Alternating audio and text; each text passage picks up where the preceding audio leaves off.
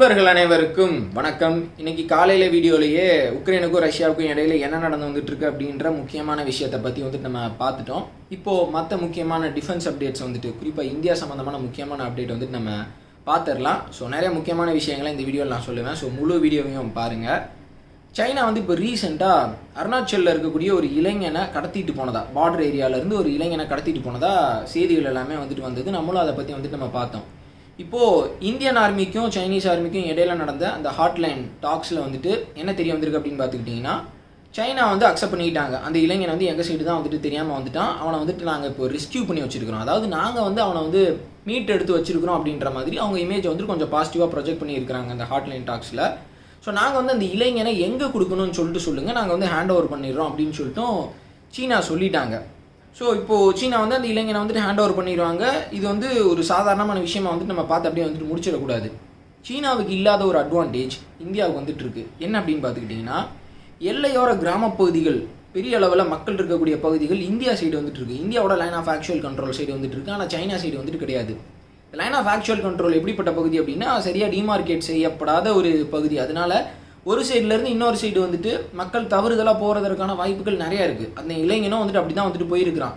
So அதே மாதிரி ஆடு மாடு மேய்ப்பவர்கள் கூட எல்லை பக்கம் அந்த பக்கம் போகிறதற்கான வாய்ப்புகள் இருக்குது. இப்போது இந்தியாவினுடைய மக்கள் அந்த சைடு போகிறத சீனா பெரிய அளவுக்கு ரெஸ்ட்ரிக்ட் பண்ணுறாங்க, தடுத்து நிறுத்துறாங்க. இப்போ லடாக்கில் இருக்கக்கூடிய மக்கள் என்ன சொல்கிறாங்க, முந்தியெல்லாம் நாங்கள் ஆடு மாடு பல தூரம், ரொம்ப தூரம் தள்ளி அந்த பக்கம் நாங்கள் மேய்ச்சிட்டு இருந்தோம். ஆனால் இப்போ சீனாக்காரங்க வந்துட்டாங்க அப்படின்னு சொல்லிட்டு எங்களை தடுக்கிறாங்க அப்படின்னு சொல்லிட்டு அவங்களாம் வருத்தப்படுறாங்க.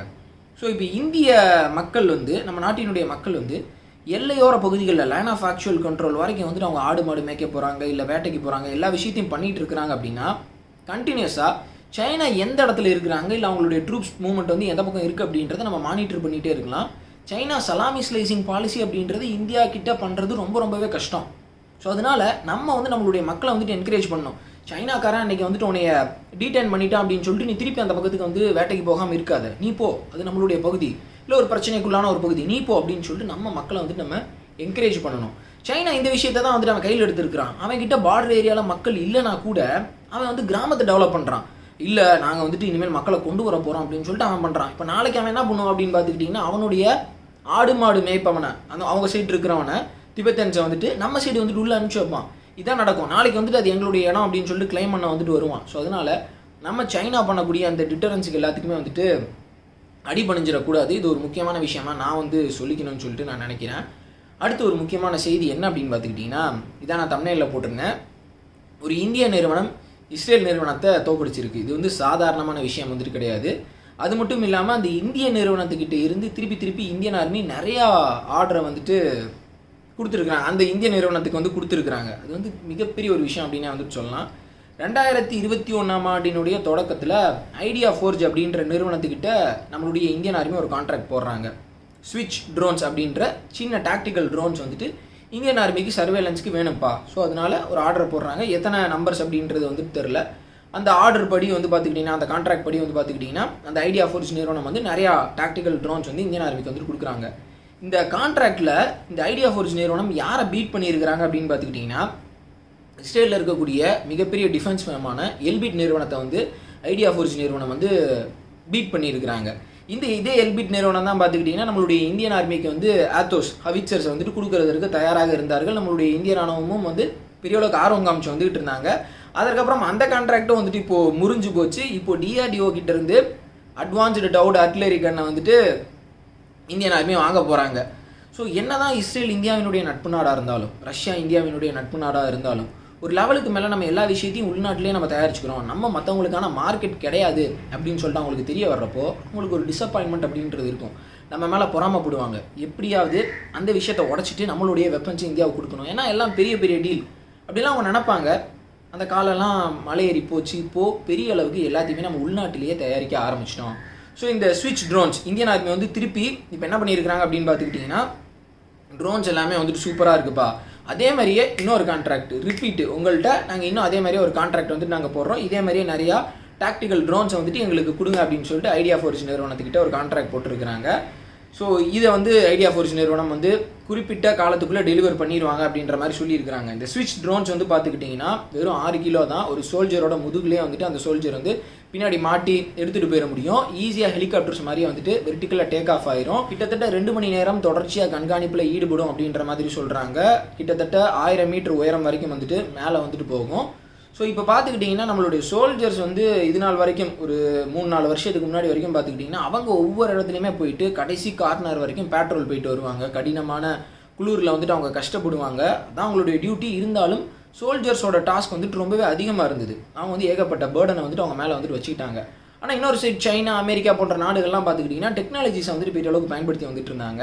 இப்போ நம்மளும் சோல்ஜர்ஸோட ஒர்க்கை பெரிய அளவுக்கு கம்மி பண்ணிவிட்டு நம்மளுடைய ட்ரோன்ஸை பெரிய அளவுக்கு சர்வேலன்ஸ்க்கு வந்து நம்ம பயன்படுத்த போகிறோம். எல்லா பெட்ரோல் பாயிண்ட்ஸுக்குமே வந்துட்டு இனிமேல் நம்ம கிட்ட இருக்கக்கூடிய ட்ரோன்ஸ் வந்துட்டு போகும். சீனாவினுடைய ஆக்டிவிட்டியை இந்தியா தொடர்ச்சியாக கண்காணிக்க போகிறாங்க. இனி வர வர வர நம்ம அடுத்த கட்டத்தை நோக்கி வந்துட்டு வேறு லெவலில் வந்துட்டு நம்ம போக ஆரம்பிச்சிருவோம். இன்னொரு பக்கம் இஸ்ரேல் ஹெரன் ட்ரோன்ஸ் வந்து போன வருஷம் 4 ட்ரோன்ஸ் வந்துட்டு இந்தியன் ஆர்மி வந்து வாங்கினாங்க. அது ஒரு வேறு லெவல் UAV அப்படின்னே வந்துட்டு சொல்லலாம். அப்புறம் P8I சர்வேலன்ஸ் ஏர்கிராஃப்ட் வந்துட்டு நம்ம யூஸ் பண்ணி வந்துட்டு இருக்கிறோம். சேட்டிலைட்டின் மூலமாக சைனாவினுடைய கன்ஸ்ட்ரக்ஷன் ஆக்டிவிட்டி வந்துட்டு மானிட்டர் பண்ணி வந்துட்டு இருக்கிறோம். ஆனால் அது எல்லாத்தையும் விட ஒரு சந்தோஷமான விஷயம் என்ன அப்படின்னு பார்த்துக்கிட்டிங்கன்னா இந்தியாவினுடைய ஒரு ஸ்டார்ட் அப் கம்பெனி கிட்ட இருந்து இந்தியன் ஆர்மி பெரிய அளவுக்கு பல்க் ஆர்டர்ஸ் பண்ணுறதாங்க. ஸோ நாளைக்கு இந்த ஸ்டார்ட் அப் கம்பெனி எக்ஸ்போர்ட்டும் பண்ணுறதுக்கான வாய்ப்புகள் நிறையாவே இருக்குது. இப்போ அடுத்த ஒரு முக்கியமான அப்டேட்டுக்கு வந்துட்டு நான் வர்றேன். என்ன அப்படின்னு பார்த்துக்கிட்டிங்கன்னா ரஷ்யா கிட்டேருந்து இப்போ இந்தியா 70,000 AK-203 ரைஃபிலை வந்துட்டு வாங்கியிருக்கிறாங்க. இந்த AK-203 ரைஃபிலை வந்து அமித்தியில் இருக்கக்கூடிய ரைஃபிள் ஃபேக்ட்ரியில் தான் வந்துட்டு இந்தியா ரஷ்யா ஜாயிண்ட் வெஞ்சரின் மூலமாக தயாரிக்க போகிறாங்க. கிட்டத்தட்ட 6 லட்சம் ரைஃபிள்ஸை தயாரித்து இந்தியன் ஆர்மிக்கு வந்துட்டு கொடுக்க போகிறாங்க. அந்த கான்ட்ராக்டினுடைய ஒரு அங்கமாக ரைஃபிலை வந்துட்டு இந்தியன் ஆர்மிக்கு மேனுஃபேக்சர் பண்ணுறதுக்கு முன்னாடி இந்தியா வந்து ரஷ்ய நிறுவனத்துக்கிட்ட இருந்து கிட்டத்தட்ட 70,000 ரைஃபிள்ஸ் வந்துட்டு பர்ச்சேஸ் பண்ணோம். ஸோ அந்த கான்ட்ராக்டில் அப்படி குறிப்பிடப்பட்டிருக்கு. ஸோ இந்த ரைஃபிள்ஸ் பார்த்துக்கிட்டிங்கன்னா இந்தியன் ஆர்மிக்கு கிடையாது. இந்த 70,000 ரைஃபிள்ஸ் இந்தியன் ஏர்ஃபோர்ஸுக்கு. ஸோ இந்த 6 லட்சம் ரைஃபிள்ஸை தயாரித்ததுக்கப்புறம் அமித்தி ஃபேக்ட்ரியில் அடுத்து என்ன பண்ணுவாங்க அப்படின்னு பார்த்துக்கிட்டிங்கன்னா நிறைய எக்ஸ்போர்ட் ஆர்டர்ஸை கிராப் பண்ணி ஃப்ரெண்ட்லி நேஷன்ஸுக்கு இதே ரைஃபிலை எக்ஸ்போர்ட் பண்ணணும் அப்படின்னு சொல்லிட்டு பிளான் பண்ணியிருக்கிறாங்க. ஸோ இந்தியாவினுடைய டிஃபென்ஸ் மேனுஃபேக்சரிங் பிளாட்ஃபார்ம் வந்து ஒரு நல்ல பாதையில் வந்துட்டு போயிட்டு இருக்கு. அடுத்து பாகிஸ்தான் சம்மந்தமான அப்படியே ஒரு முக்கியமான செய்திக்கு வந்துட்டு நான் வர்றேன். பாகிஸ்தான் இப்போ பெரிய அளவுக்கு கவலையில் இருக்கிறாங்க, குழப்பம் அடைஞ்சிருக்கிறாங்க. நம்ம ஒன்று நினைக்கிறோம், ஆனால் தெய்வம் ஒன்று நினைக்குதுப்பா அப்படின்னு சொல்லிட்டு ஃபீல் பண்ணிகிட்டு இருக்கிறாங்க. அவங்க என்ன ஃபீல் பண்ணுறாங்கன்னா, எதற்கு ஃபீல் பண்ணுறாங்க அப்படின்னு பார்த்துக்கிட்டிங்கன்னா, ஃபஸ்ட்டு ஆப்கானிஸ்தானில் தலிபான் ஆட்சி வந்ததுக்கப்புறம் நம்மளுக்கு சாதகமான விஷயங்கள் எல்லாமே வந்துட்டு நடக்கும். ஐயா ஜாலி, இந்தியன் எம்பசி அங்கே இருக்காது, அமெரிக்காக்காரன் இருக்க மாட்டான், தீவிரவாதத்தை ஈஸியாக வந்துட்டு நம்ம பண்ணலாம், ஒரு தொழிலை நம்மளுக்கு பண்ணுறதுக்கு நிறைய இடம் வந்துட்டு நம்மளுக்கு கிடச்சிருக்கு அப்படின்னு சொல்லிட்டு ஏகத்துக்கும் குஷியில் வந்துட்டு இருந்தாங்க. ஆனால் இப்போது ஆப்கானிஸ்தானில் மிகப்பெரிய ஆன்டி பாகிஸ்தான் மைண்ட் செட் அங்கே இருக்கக்கூடிய மக்கள் மத்தியில் நிலவி வந்துட்டுருக்கு.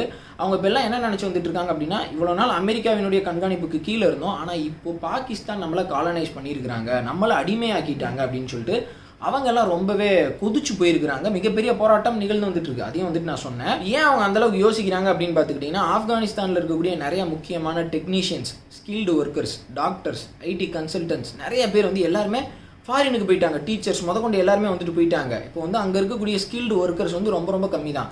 பாகிஸ்தான் என்ன பண்ணுறாங்க அப்படின்னா, தாலிபன்ஸ் கிட்ட பேசி உங்களுக்கு வந்துட்டு நாங்கள் டெக்னீஷியன்ஸ் அனுப்புகிறோம், நாங்கள் டாக்டர்ஸ் அனுப்புகிறோம், நாங்கள் வந்து இன்ஜினியர்ஸ் அனுப்புகிறோம், அதனால் இவங்களை எல்லாத்தையுமே வந்துட்டு நீங்கள் இப்போது ஆப்கானிஸ்தானுக்குள்ளே இருக்கிறதுக்கு அலோவ் பண்ணணும் அப்படின்னு சொல்லிட்டு தாலிபான் அரசாங்கத்துக்கிட்ட பேசியிருக்கிறாங்க. ஸோ ஆப்கான் மக்கள் வந்து ரொம்பவே லோவாக ஃபீல் பண்ணுறாங்க, இந்த பாகிஸ்தான்காரன் எல்லா விதத்துலையுமே நம்மளை முடக்குறானே அப்படின்னு சொல்லிட்டு. ஸோ இந்த ஆன்டி பாகிஸ்தான் மைண்ட் செட் அப்படின்றது பாகிஸ்தானுக்கு பிடிக்கல. என்னடா ஆப்கானிஸ்தானில் இருக்கக்கூடிய மக்கள் நம்மளை இந்த அளவுக்கு வெறுக்கிறாங்க அப்படின்னு சொல்லிட்டு பாகிஸ்தானுக்கு ஒரு வருத்தம்.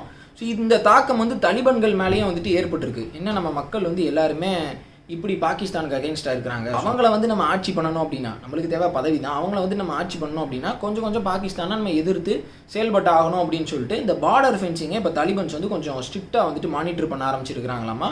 ஒரு சில பகுதிகளில் பார்டர் ஃபென்சிங்கே நடக்காமல் பாகிஸ்தான் வந்து எல்லையில் ஃபென்சிங் போட்டு வந்துட்டு இருக்காங்க. ஸோ அதை நடக்க விடாமல் தாலிபான்ஸ் தடுத்திருக்கிறதாகவும் வந்து செய்திகள் எல்லாமே வந்துட்டு நம்ம பார்த்தோம். இன்னொரு பக்கம் பாகிஸ்தான் தாலிபான்ஸ் வந்து தாலிபான்களினுடைய ஆதரவுனால மிகப்பெரிய லெவலில் பாகிஸ்தான் ராணுவத்தின் மேலே தாக்குதலை நிகழ்த்தி வந்துட்டு இருக்கிறாங்க. ஸோ இந்த எல்லா விஷயங்களுமே பாகிஸ்தானுக்கு மிகப்பெரிய கலக்கத்தை ஏற்படுத்தி இருக்கிறதா கூறப்படுது. இன்னொரு பக்கம் ஆப்கானிஸ்தானில் இருக்கிற அந்த பொருளாதார சூழல் ரொம்பவே மோசமடைஞ்சிருக்குது. ஸோ அதனால் அகதிகள் வந்து பாகிஸ்தானுக்குள்ளே வந்துருவாங்களோ அப்படின்னு சொல்லிட்டு பாகிஸ்தானுக்கு இன்னொரு பயமும் வந்துட்டு இருக்குது. ஸோ பாகிஸ்தானினுடைய ISI வந்து அடுத்து இம்ரான்கானை நம்ம தூக்கிட்டு வேற யாராவது ஒருத்தவங்களே எஃபிஷியண்ட்டாக நம்ம போட்டாகணும், இம்ரான்கான் ஒரு முட்டாள் அப்படின்றத பாகிஸ்தான் ராணுவமும் ISIயும் வந்துட்டு உணர்ந்துட்டாங்க. ஏன்னா எல்லா ஃப்ரண்ட்லேயுமே வந்துட்டு இப்போ பாகிஸ்தான் கவர்மெண்ட் வந்து தோத்துருச்சு. காஷ்மீர் விஷயத்துலையா இருக்கட்டும், இல்லை பொருளாதார ரீதியிலாக இருக்கட்டும், இல்லை ஆப்கான் விஷயத்துலையா இருக்கட்டும், எல்லாமே இப்போ ஆர்மி ஜெயிச்சு கொடுக்குறாங்க. ஆப்கானிஸ்தானில் தாலிபான்களுக்கு உதவி செஞ்சு பாகிஸ்தானுக்கு ஃபேவரபுளாக ஏதாவது பண்ணி கொடுத்தா கூட இன்டர்நேஷ்னலாக இம்ரான்கானால் பெரிய அளவுக்கு சப்போர்ட் கேதர் பண்ண முடியல அப்படின்ற அந்த வருத்தம் வந்து பாகிஸ்தான் ஆர்மிக்கும் ஐஎஸ்ஐக்கும் வந்துட்டுருக்கு. ஸோ அதனால் பாகிஸ்தானில் அப்படி ஒரு இக்கட்டான சூழ்நிலை போய்கிட்டு இருக்கு. ஸோ இதோட இந்த வீடியோ வந்துட்டு நான் முடிச்சுக்கிறேன். இந்த வீடியோவில் நிறையா முக்கியமான விஷயங்களை பற்றி வந்துட்டு நம்ம பார்த்தோம். குறிப்பாக லைன் ஆஃப் ஆக்சுவல் கண்ட்ரோலில் இந்தியா எப்படிப்பட்ட விஷயங்களை வந்துட்டு செய்யணும். இன்னொரு பக்கம் இந்தியாவினுடைய டொமஸ்டிக் டிஃபென்ஸ் மேனுஃபேக்சரிங் கம்பெனிஸ் வந்து அடுத்த கட்டத்தை நோக்கி வந்து போய்கிட்டு இருக்கிறாங்க, பாராட்டப்பட வேண்டிய விஷயம்.